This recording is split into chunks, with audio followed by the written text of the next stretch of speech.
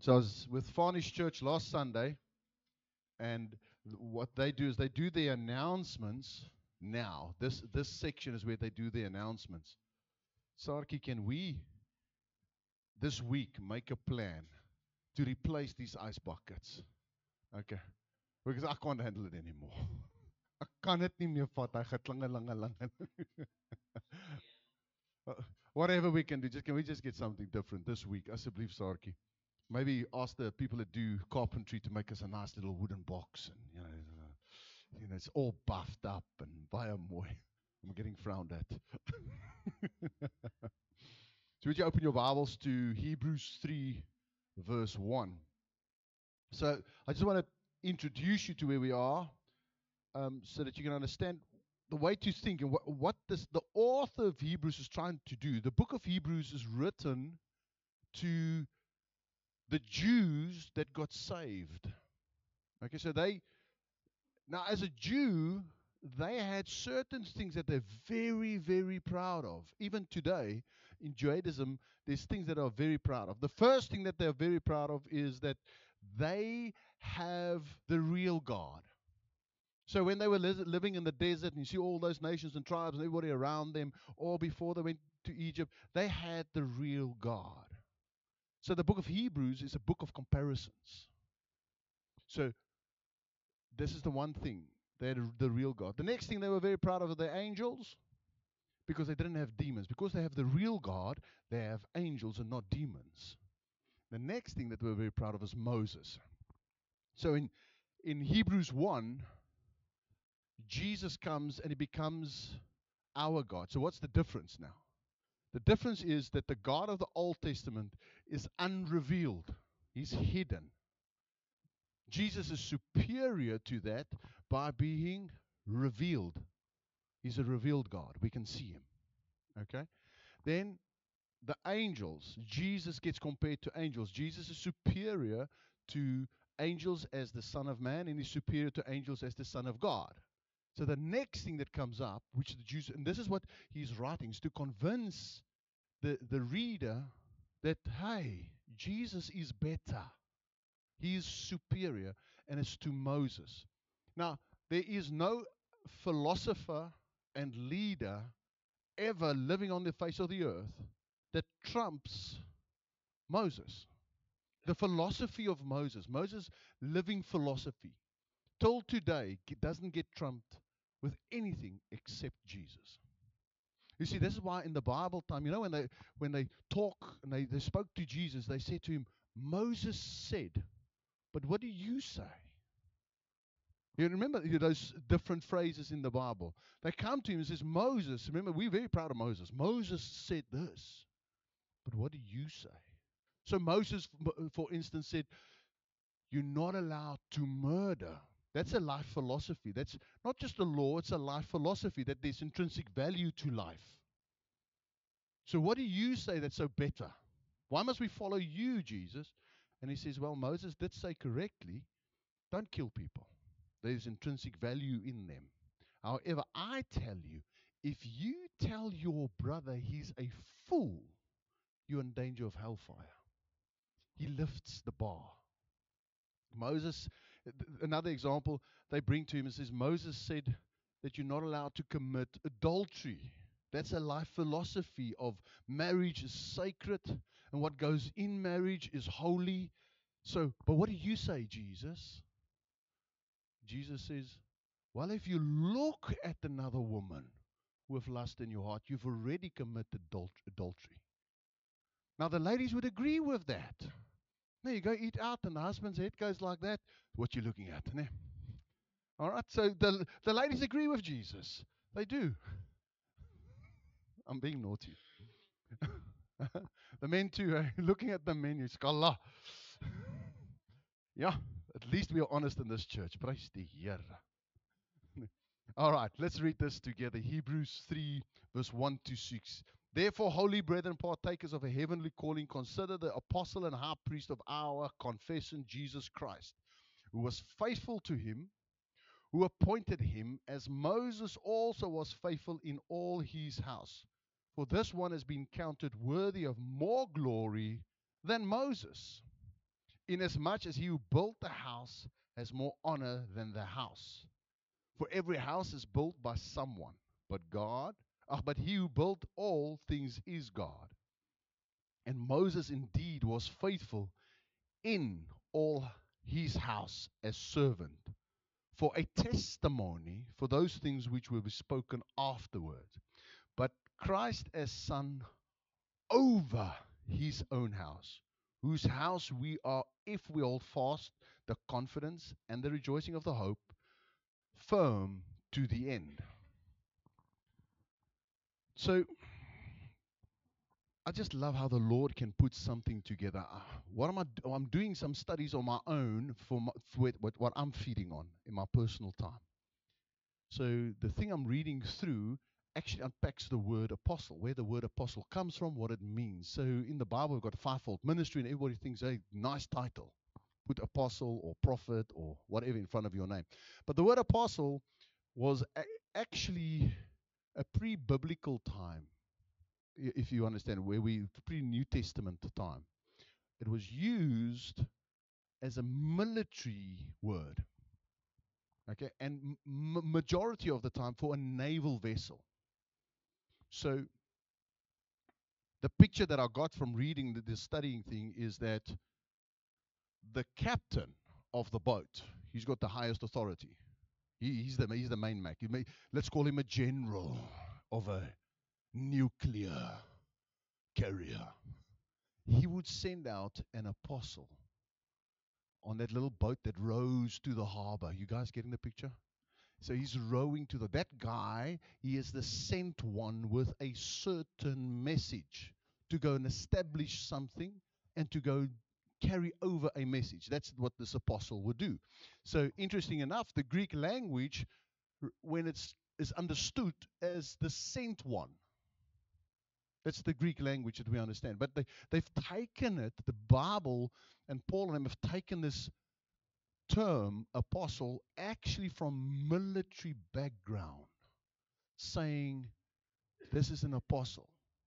So Moses was an apostle. So I want you to understand that. You just find that verse quickly where it says that testimony, the word testimony. Built a house. Verse 5. Just put verse 5 on there for me. We're going to read verse 5 and verse 6 again. Just go one back. Thank you very much. Okay. And Moses verily was faithful in all his house as a servant for a testimony of those things which were to be spoken after.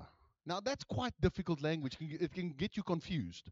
What he's saying is Moses is a photograph of somebody that you haven't seen before. So I tell you about my brother that's in France. You've never seen him, and then I bring you this photograph. Now, Moses was a photograph of Jesus that's to come. So listen to that language. For testimony of those things were to be spoken after. It doesn't make sense, the language. But what it's saying is a testimony that you're going to talk of later. We're going to discuss this later. You're going to see it later. When you look at Moses, you're looking at a photograph of Jesus, and that's what we're going to be talking about. So Moses is an apostle. Now, Moses and Aaron together represent the fullness of Jesus. Okay? The priest, Aaron, the apostle, Moses. The priest, talking about the Son of Man, the apostle, talking about the Son of God. So together they are talking, they're this picture of Jesus. Moses, just walk with me. You went to Sunday school. Now, you remember Sunday school? The burning bush. I all see a burning bush. Moses standing there barefoot. God says to him, I want you to go to Pharaoh. So what is God doing? He's sending Moses. Why? What must Moses do? Go get my people. Why? That they might worship me. So Moses is to establish the house of God, which is the tabernacle in the Old Testament. So Moses goes and he gets them all out. Now, this is the beauty of things. God then speaks to Moses. Moses, build the tabernacle. You're going to build it this way and that way, so many lengths, so high, so wide. You're going to build an entrance hall. You're going to build an altar. You're going to build a holy place. And beyond that, you're going to build a most holy, the holiest of holies. But here's the interesting thing. Moses, this is how you're going to set up the tribes. You're going to have 3 tribes living to the north. You're going to have 3 tribes living to the west, 3 tribes to the south, and 3 tribes to the east. And in the middle of that is the tabernacle. Where's God's living? Where is God living? In the middle of his people. That's where he's staying. So Moses is commissioned to build the house of God. That's what he's doing. How's Jesus superior to that? That's what we're going to look at. Jesus is superior as an apostle to Moses. And this is what the writer is trying to convey to us today, is that you can look at the Old Testament, look at it, see it. It's beautiful, but that's not where we live. We live in a New Testament. Moses was the apostle of the Old Testament. Jesus is the first apostle in the New Testament. Now you can go Google it, you're not going to find it. But Jesus is the first apostle in the New Testament because he's sent by God to do what? Build the house of God. To build the gate of heaven. This is what Jesus is called to do. So Moses is seen as a builder. Moses is seen inside as part of the building of God. Moses is seen as that. But Jesus is the builder and the building. Jesus makes up the core elements of the building of the house of the Lord. Because the house of the Lord wasn't the tabernacle in the Old Testament. He resided in the midst of his people. God wants a house, and he needs to live in people. Jesus is the head of the body. So to God, the Father, the church is the house of God. But to Jesus, it's the body of Christ. So he wants to reside in us. Can you see why Jesus is already superior to Moses? So Jesus is described, I'll take you as the cornerstone. Give me that next verse there, please. No, the next, not passage then, please. Not that one, the next passage. As I believe. There we go. Jesus, not that any man has seen the Father, save which he is of God, has seen the Father. All right? And yet, if I judge, my judgment is true. So Jesus saw the Father. Jesus came from the Father. He was sent from the Father to be the cornerstone. In Matthew, foundation stone, Isaiah 28:16. You can put Isaiah 28:16. Therefore, thus says the Lord, behold, I lay in Zion for you a foundation stone. Jesus is the foundation stone. Jesus is the cornerstone. Matthew 24. And Jesus said to him, did you never read in the scripture that the stone which the builders rejected, the same is become the head of the corner, the cornerstone in modern language? This is the Lord's doing. He is the top stone in Zechariah 4:7. Who art thou, O great mountain, before Zerubbabel, that was a prophet, that thou shalt become a plain, and he shall bring forth the headstone, or the top stone in different language, because the headstone is on top. He is also the living stone, 1 Peter 2:4. To whom becoming unto a living stone. So Jesus doesn't just build, he is the elements in which God uses to build Bethel, the gate of heaven, the body of Christ. See, Moses wasn't the element in which God used to build. Jesus is the element which God uses to build. So where does Jesus live?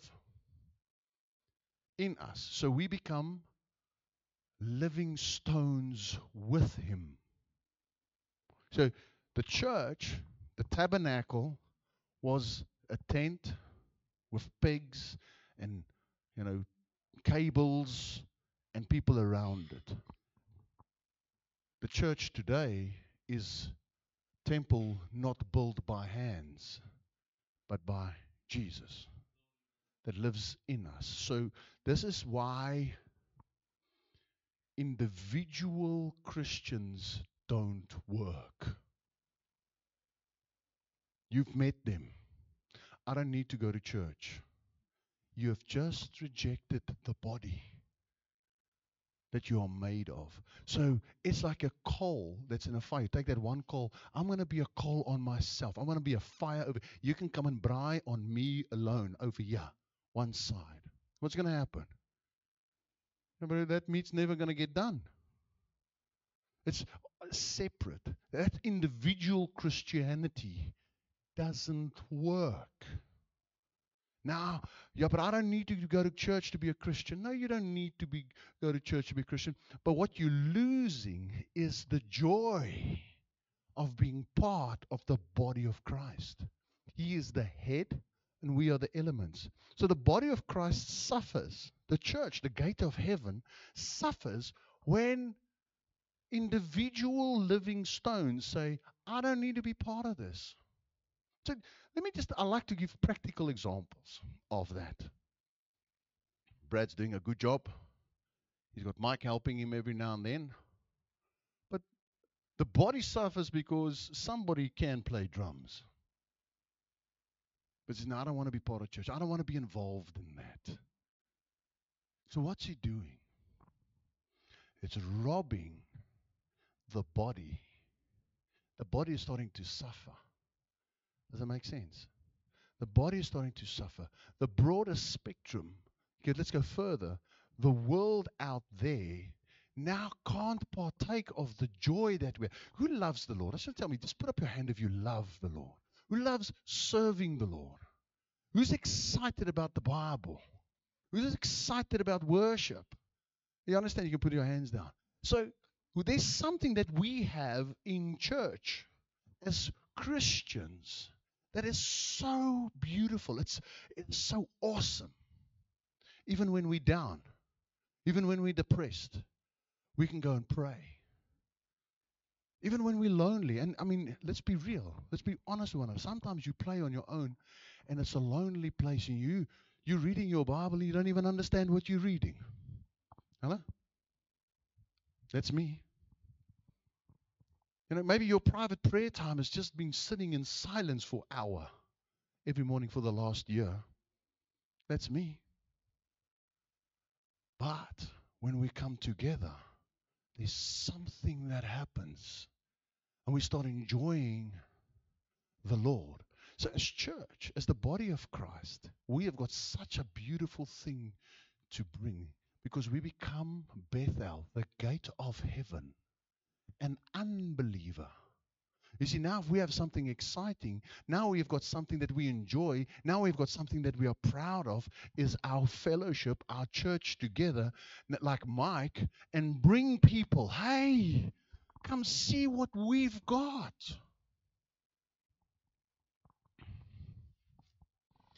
My wife went to a memorial yesterday. I don't know what you call it. If I think of funeral, I think of talking about the Lord, thanking the Lord for a person's life, standing on the word that says if you were a believer, if that person that passed away was a believer, we know that that person now is in heaven. And there's comfort in that. There's joy in that. Even in the midst of soreness. And we've all lost people. We've all lost that. Now, I've buried people from my family that I thank God I'm not the judge. All right?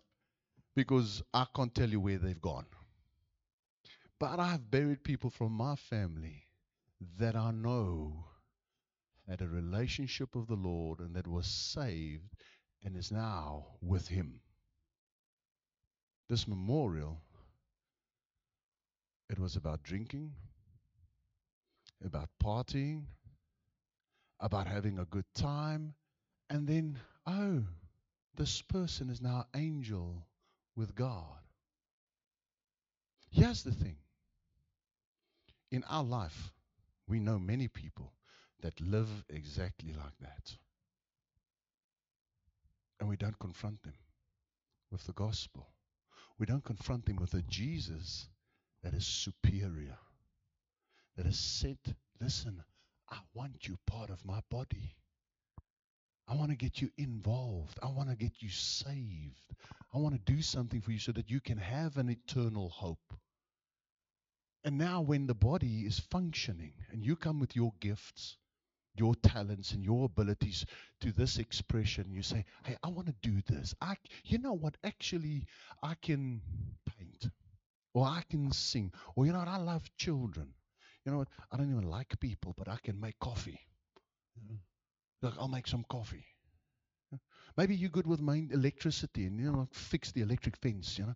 Whatever it is, it's a practical thing. It's not a theoretical, it's a practical thing. Saying, listen, I am part of the body of Christ. He is the head, and He has placed inside of me certain gifts, certain passions to bring to the body, to bring the experience, so that we can have something that we are proud of. And say, hey, but I want to invite you. Come with me. And guess what they'll see? The gate of heaven. They'll see an opening and see into heaven when we worship together. When we sit like this and we're like, wow, look at what the Word, because I'm learning so much from studying the book of Hebrews. I don't know about you, but I'm learning so much. I'm like, get so excited about it. Studying the book of Hebrews, saying, wow, look what we have as believers of Jesus. We've got a high priest that is right now. Now, the work of the priest is to go to the Father. We've got a high priest that's right now standing in front of the Father on your behalf. That's why I'm trusting for Bev's healing. Because our high priest is standing in front of the Father. We've got a high priest that's standing in front of the Father saying, look at little Peter. He's lonely, Father. Send your Holy Spirit to comfort him. He's not sleeping. He's not looking over you. He's not like, oh, well, not today. I'm so tired of Raymond. You know, Ray's just, he's exhausting. Human priests do that. Okay? Human priests, you see them come in the gate and like, I'm hiding. Oh, si pastor. I think he's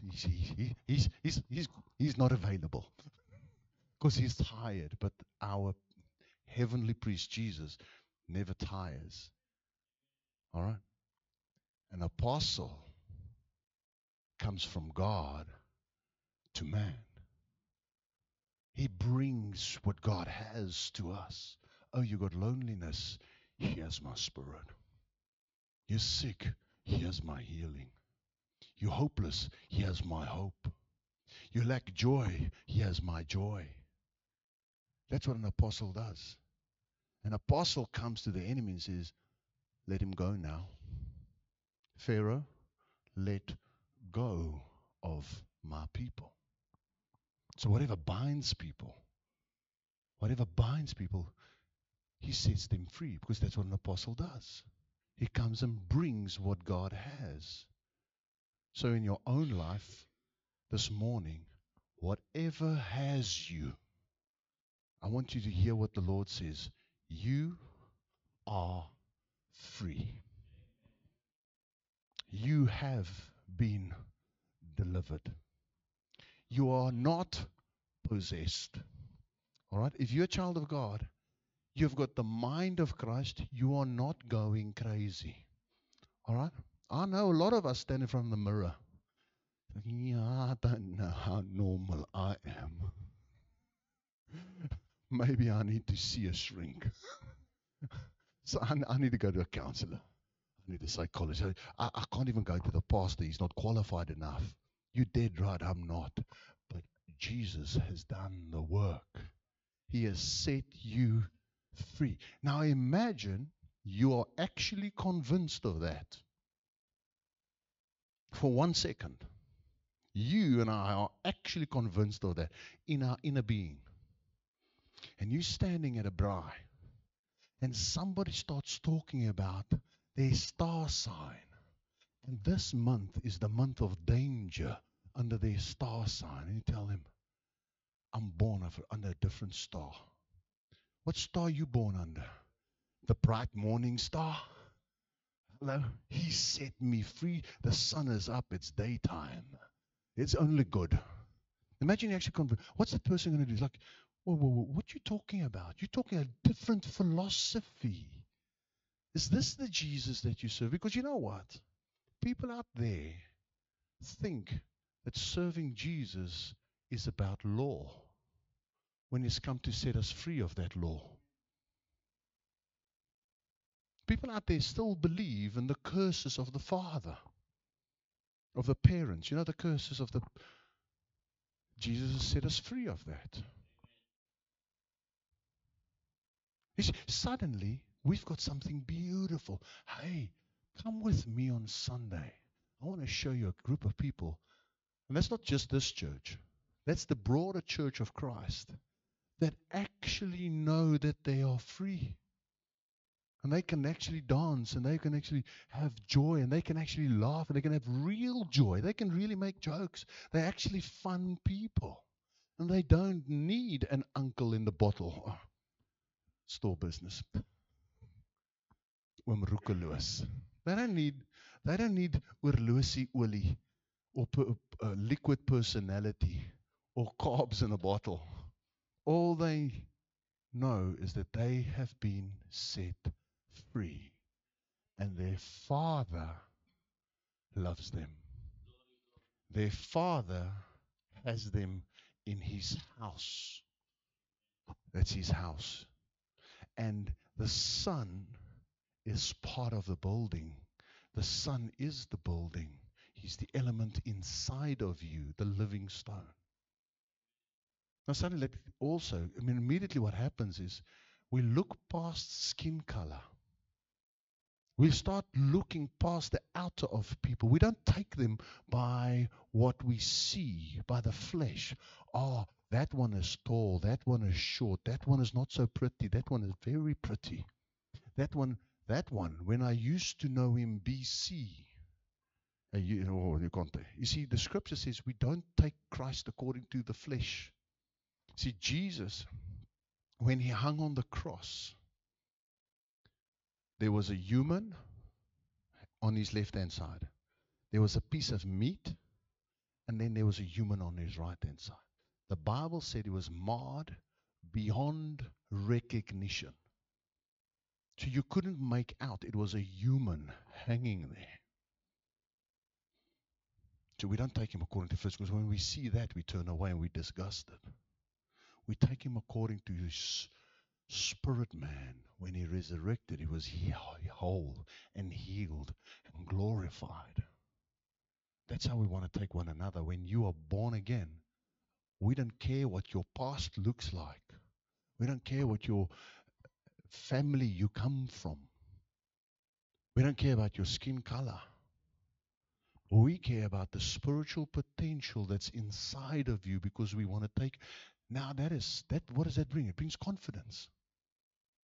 And we can lift up our heads and say, you know what, I'm part of the body of Christ. Isn't that a beautiful message? Isn't that see, this is what Paul is writing to these guys. Guys, that tabernacle that is now destroyed and it's in the ground and it doesn't exist anymore, and Moses is long time dead, and his law just brings death and persecution, even though he was a portrait of what's to come. This is what has come. A living temple. with living stones, and together we are the house of the Father. We need you. Maybe you're good with IT. We need you. The body needs you. Maybe you play drums. Maybe you play piano. Maybe you are very good with children. We need you. Maybe you got a code 14 license. We need you to drive a bus. Maybe you got a connection with a bus. We need you. Why?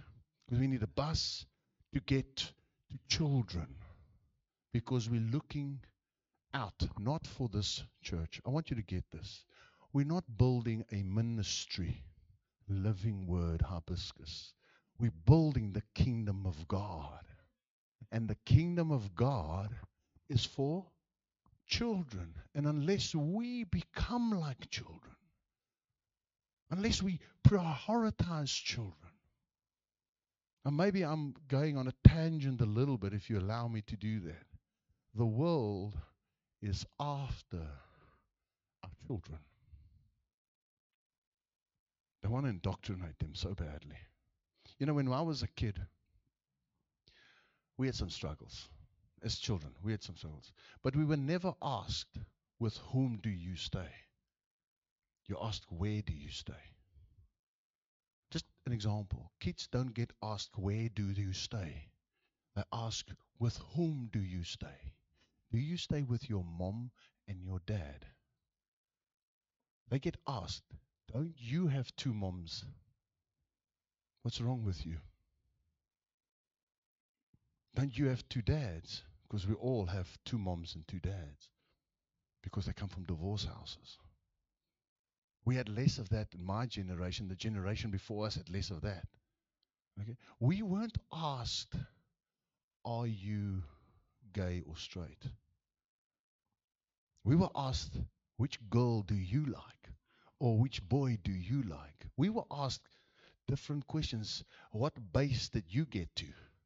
Stout, naughty. That's the questions we were asked.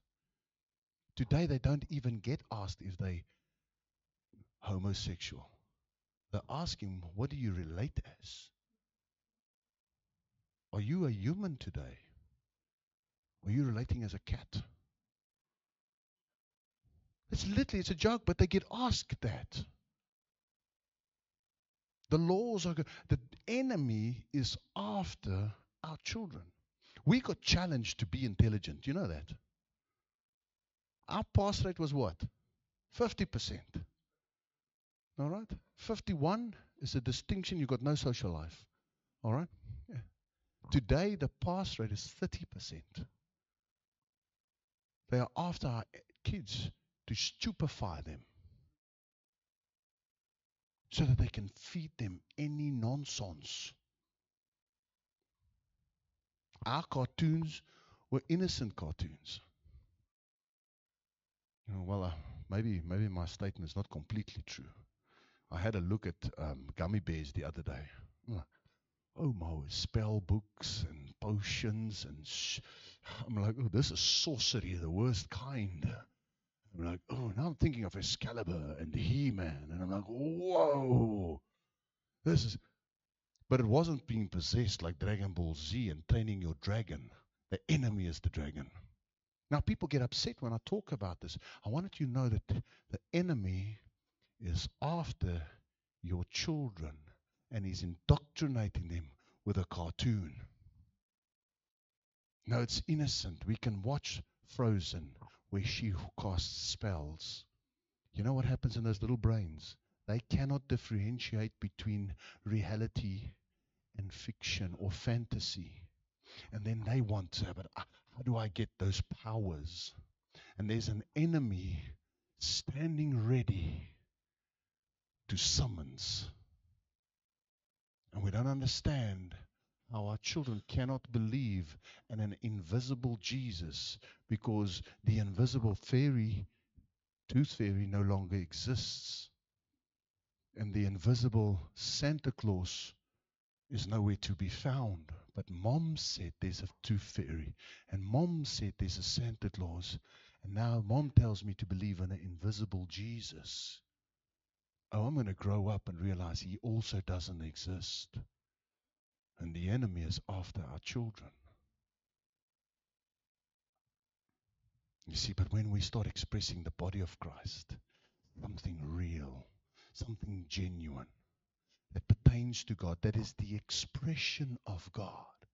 You start seeing the joy of God in people. You start seeing people crying because the Holy Spirit is touching them. You start seeing people being touched by God and being transformed.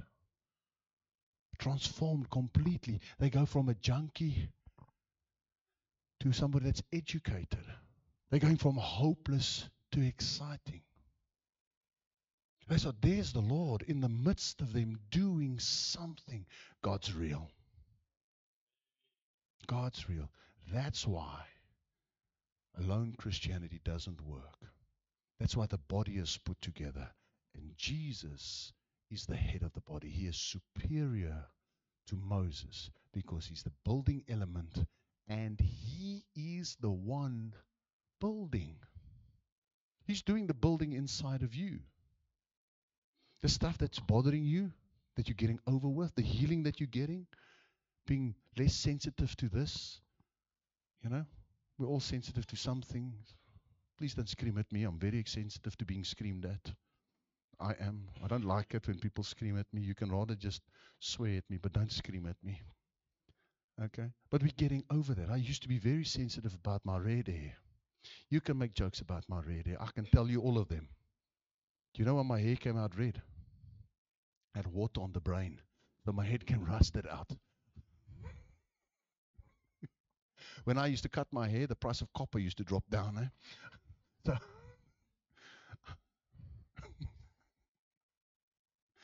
you see, we get less sensitive. That's the work of the Holy Spirit. That's Jesus building inside of you. He's building you, but he's also building the person next to you. And he's building the congregation together. That's what Jesus does. We have got something beautiful to walk out there. And Hebrews 3 verse 1, just put that up for me quickly. I'm finishing up with this. Hebrews 3 verse 1. You see, wherefore, holy brethren, partakers of the heavenly calling, consider. And this week I want you to go home and I want you to consider what we've spoken about this morning. The apostle and high priest of our profession, Jesus Christ. Consider him as your apostle. Consider what it means that he's your apostle. That he brings what is in heaven to you to build. Consider that. Consider what it means that he's your high priest. Whatever it is that you're battling with, that you need, that is weighing heavy on your heart, he is standing in front of your Father. So bringing it to your Father's attention. Father, look at Chris's business. That's a kingdom business, Father. Send more. Bless more. Look at Rustin's children. Them being raised. Father, look at the attack on this one. Jesus is doing that now. Right now. For you and me. That's beautiful. And then his apostle, his Holy Spirit on the earth. This is what the Father says. I've got a hope for you. I've got a plan for you. I've made you with some gifts. You've got it. There's a calling on you. And there's a calling on you. And there's a calling on you. And you need to hear it. There's a calling on you. That's what the apostle comes and says. Consider it this week. Why don't you stand with me and we're going to close off with in prayer. I want to bless you. I hope this encourages you. I really do. It encourages me. I'm so motivated for the next week. Now I've got energy again. Let's close our eyes and maybe in our hands open, you're in receiving mode. Father, we thank you so much this morning for your word. Thank you that we can consider and understand and realize that you are our apostle. And we receive you as our apostle. We receive what you bring to us from God. Lord, and as ambassador of heaven, I come and bless your children this morning. I bless them with the gift of the Holy Spirit. That's the communion of the Holy Spirit. I bless them with you speaking to them. I bless them this morning that it might be in their life and in their world as it is in heaven, so on earth. I bless them with the thoughts that you have for them, not their own thoughts, but the thoughts that you have, and receive it in Jesus' mighty name. And everybody said, amen and amen. Let's go have some coffee. We're going to start in 5 minutes with the new membership class. If you want to be here, the new membership conversation, let's stay behind.